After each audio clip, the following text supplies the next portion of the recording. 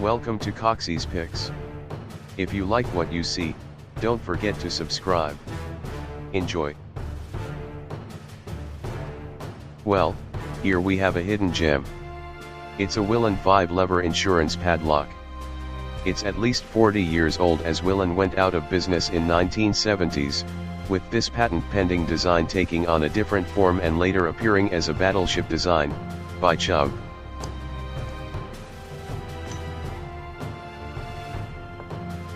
This lock still functions nice and smooth, and I thought I would show her off.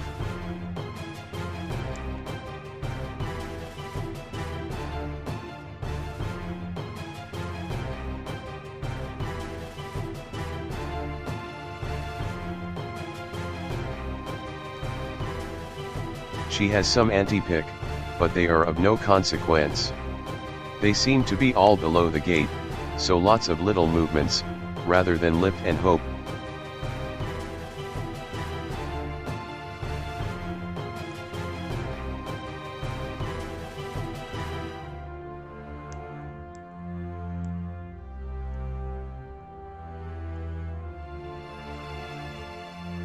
The feedback from the levers is very positive, and I would say this is an intermediate lever lock.